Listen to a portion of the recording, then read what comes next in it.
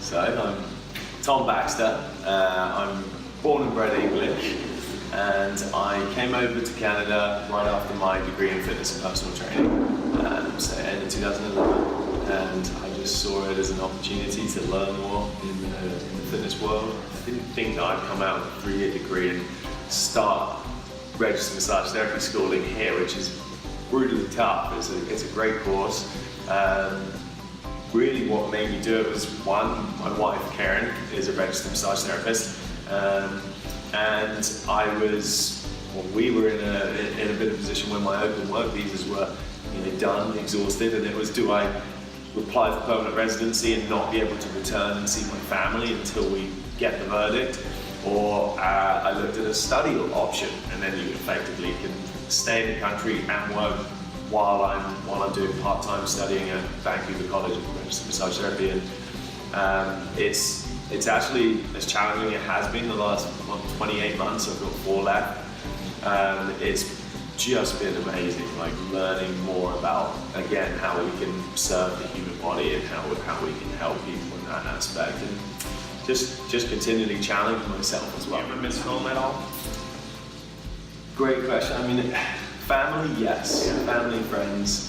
That's the big kind of miss them every day. I've got a big family back now. I'm the youngest of 4. Okay. And the nieces and nephews are springing up and growing very quickly. So that I miss daily. But the country, not really. I mean, it's raining every day here, so I feel very much at home here. Nice. What do I believe in? I believe in everybody deserves to feel physically and mentally free. I found that, and I continue to learn more, and continue to educate myself that you never know it all. And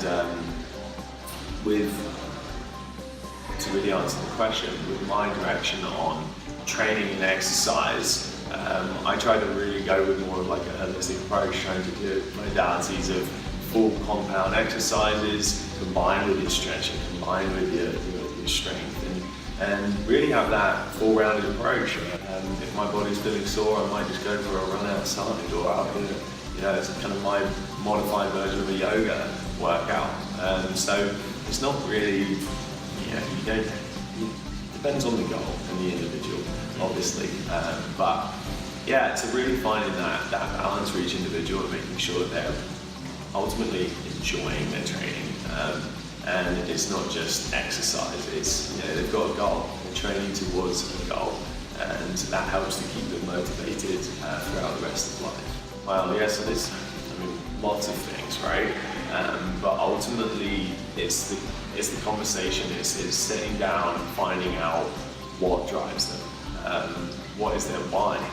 It's something that I've really done a lot of personal development in the last 3 years myself with another nutrition and wellness company that I'm with, and it's a huge aspect of what I've understood in really finding out my why, and funnily enough my why and my family, to be able to one day be financially free and time free so I can visit them and also live here and grow my family. So I think finding that why to the core self of each individual, finding out what drives them, what keeps them motivated, and what's going to get them up on a miserable day like today.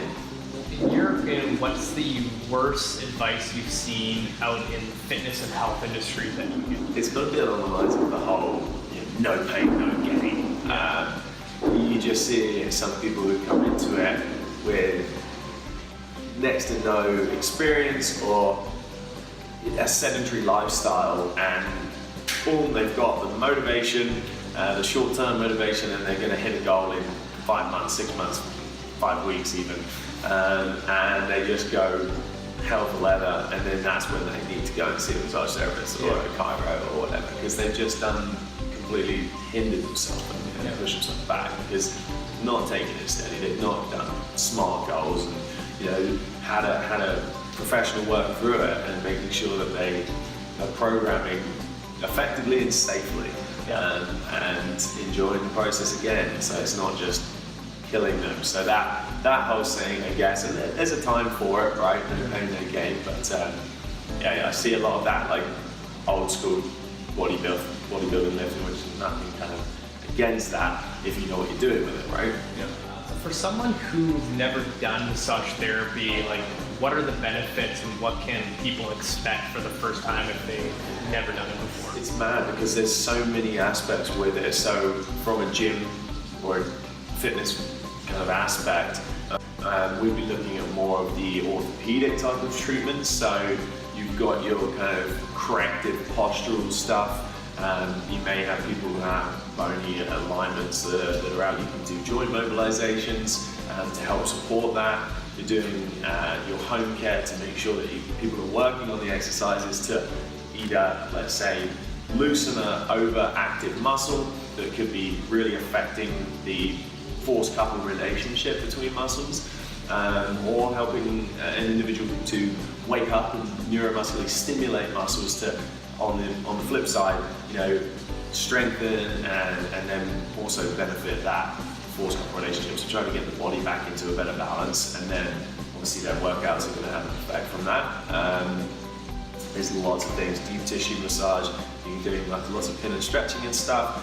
But then on the flip side, you've got your whole systemics, all of your kind of systemic treatments. So we work with people with diabetes, with Crohn's, irritable bowel syndrome, all sorts of hypertension, hypotension. So a lot of systemic stuff that we can work with, trying to improve the whole circulatory system. So what I find is a lot of people look at coaches like as these perfect human beings that they figured out life, but we're just like everybody else. So what is the one thing you're struggling with personally? Yeah, that's so true. And I think at times, we, even if I open up, honestly, the last 3 weeks I was going through this last finals of my last registered massage therapy schooling, and I've previously dealt with it pretty well. Like, I see a lot of people really stressed out through this whole schooling.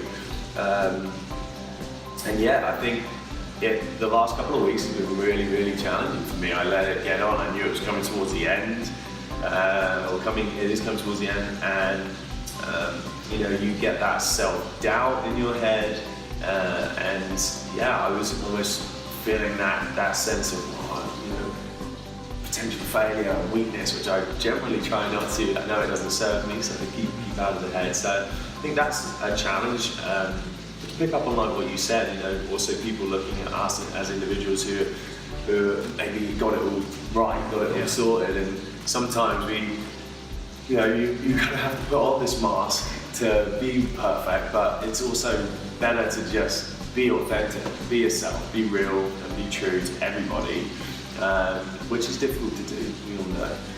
But the more you do it, the more happy you feel about yourself, and then other people see a true reflection of who you are as well. Yeah. So I think it's important we try to open up and tell them the struggles that we're having throughout life. So, what obsessions or hobbies do you explore during the weekends? I do love a couple of good personal development books. Like I've been working, Brendan Bouchard, who's got a couple of great things, like working on like habits and how we can master a certain set of skills and certain set of habits effectively, which can really just transform our overall life performance. You've been to a Tony Robbins convention this year, and I guess I try to channel my time there because it's a bit limited while I'm in school and in training at the moment. So yeah, I like channeling my life there, and then activities, I just goof around with the missus, and we work out quite a bit together, and sometimes just go, we'll go for a run, we'll go to the park, we'll work some sprints and then play some volleyball and stuff in the summer, so just playing around really. But I look forward to kind of kicking back a little bit more like this time of year, chucking on some films and just relaxing, get the Christmas films out at this time of year.